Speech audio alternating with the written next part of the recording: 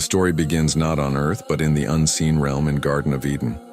In Abrahamic tradition, Iblis, Satan, was not always evil.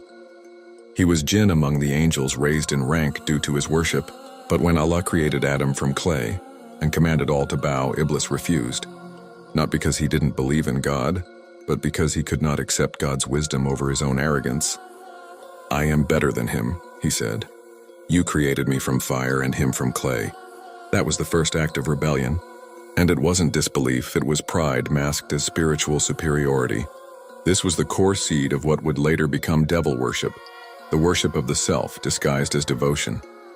After Iblis was cast out, he turned his vengeance toward the children of Adam. He promised to lead them astray from every direction.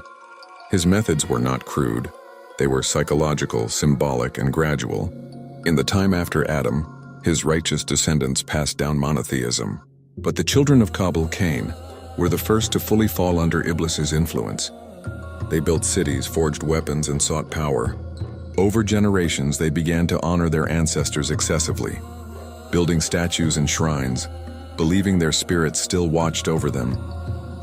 It was then that idolatry began, not as open devil worship, but as confused reverence. The names of righteous men and jinn were placed on stones. These stones became intermediaries, and slowly intermediaries became deities. Behind each idol, Iblis whispered, "You are not worshiping stone. You are honoring greatness. You are seeking power." And so worship shifted from God to created things, and from created things to the powers behind them, the devils. As humanity spread, the worship of dark forces evolved.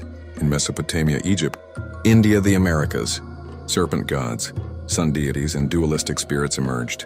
In Sumer, figures like Enki and Namtar controlled the underworld and magic. In Egypt, Set, the god of chaos, became a prototype of rebellion. In Hindu traditions, some tantric cults began venerating Kali and Shiva not as symbols of balance, but as a raw destructive power separating them from Dharma. The serpent, often representing hidden knowledge and rebellion, appeared globally. In the Americas, Quetzalcoatl, the feathered serpent, walked the line between god and demon. In Greece, Dionysus brought madness and ecstasy, later absorbed into Roman Bacchus cults tied to wild rituals.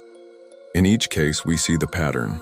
The desire for power, immortality, secret knowledge, and control over fate led humans to spiritual entities promising those things, but always in exchange for obedience, blood, or worship.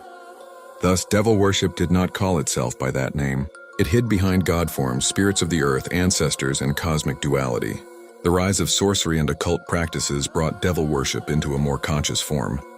In Babylon, Assyria, and later in Persia, books of magic appeared binding spells, talismans, and invocations.